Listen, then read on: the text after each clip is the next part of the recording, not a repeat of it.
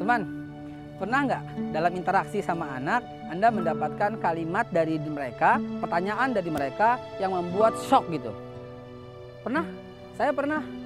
Dengan anak saya, Aisyah, usianya baru kelas 1 SD, kira-kira ya 6 tahun ya. Apa yang terjadi coba?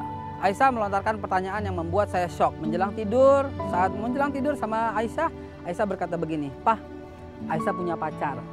Wow, orang tua mana yang nggak kaget dengar kalimat kelas 1 SD bilang, "Pah, Aisyah punya pacar."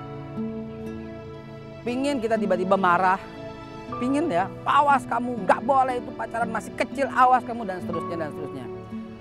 Saya meredam.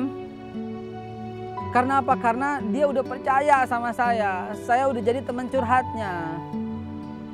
Saya redam sambil saya merasakan bagaimana kalau saya jadi Aisyah. Dan tertidurlah. Esok paginya saya masih berpikir, aduh bagaimana caranya bilangin anak gua ini, pacaran tuh nggak baik, pacaran tuh nggak bener, gimana caranya gitu. Akhirnya pada 2 malam berikutnya, 3 malam berikutnya ketika tidur, Aisyah cerita lagi, "Pah, Aisyah udah putus sama pacar Aisyah." Aduh, alhamdulillah, lega rasanya. Dan dilanjutkan, "Tapi Aisyah punya pacar baru." Alamak, gila, sampai putus sampai jadian lagi. Baru saya mulai bertanya, "Aisyah duduk sah, kita ngobrol sah." "Apa Pak?" "Aisyah benar punya pacar?" "Iya." "Namanya siapa?" "Fatimah." Oh, saya jadi mikir ya, maksudnya apa? Ternyata pacar itu sahabat yang teman sebangku, itu pacar dalam definisinya Aisyah. Coba bayangkan teman, kalau saya marah pada waktu itu. Saya marah pada waktu itu, tentu dia akan berbekas di kepalanya dan tidak akan hilang. Bahwa persahabat itu nggak boleh, kata papa. Saya lega. Rupanya kelegaan saya cuma sesaat. Karena esok harinya Aisyah lagi menjelang tidur sama cerita dengan yang lebih mengejutkan saya. Dia cerita begini, "Pah, Aisyah mau kawin." Luar biasa kan? Ini saya tidak bisa lagi menahan. Maksudnya apa?